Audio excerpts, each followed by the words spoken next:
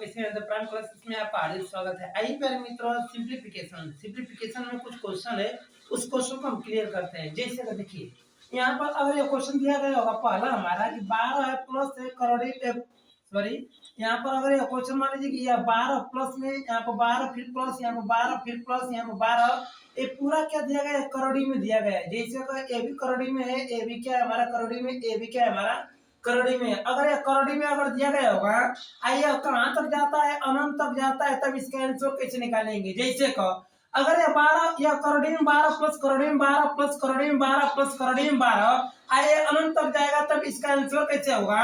तो इसमें हम करते क्या है कि यहाँ पर 12 अगर दिया गया होगा तो 12 को क्या करते हैं हम?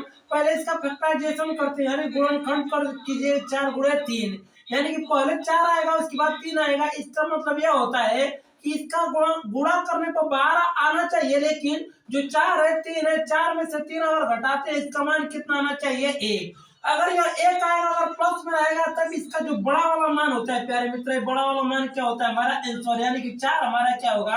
आंसर होगा। इसी बेस पर दूसरा क्वेश्चन हम लेते हैं, जिसमें से दूसरा क्वेश्चन यह दिया गया 2 plus 2 plus 2 plus 2 plus 2 plus 2, यानी कि करोड़ी में एक पूरा करोड़ी में, यह भी करोड़ी में, यह भी करोड़ी में, ये भी करोड़ी में दिया गया, ये भी अगर करोड़ी में पूरा क्या है? ये डॉट डॉट डॉट ये अनंत तक जाता है।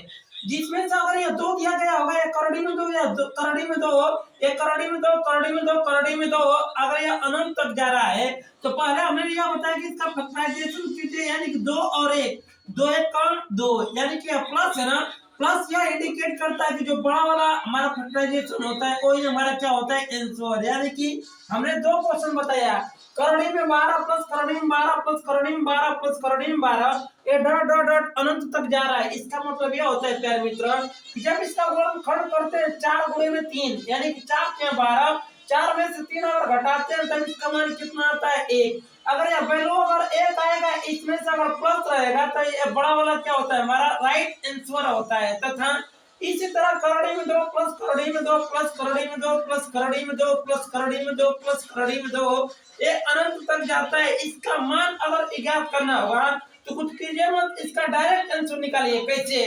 पहले तो हमने यह बताया कि पहले इसका गुणनखंड कीजिए, 2 का हम गुणनखंड करते हैं, 2 1 कम 2, यानी कि यह भी 1 आया, यह 2 आया, अगर प्लस में रहता है जो बड़ा वाला आता है वही हमारा क्या होता है? आंसर। इसी बेस पर हम अगले की तरफ जाते हैं प्यारे मित्र। अगला क्वेश्चन हमारा क्या है? जैसे कर यहाँ पर हम देखते हैं, इसमें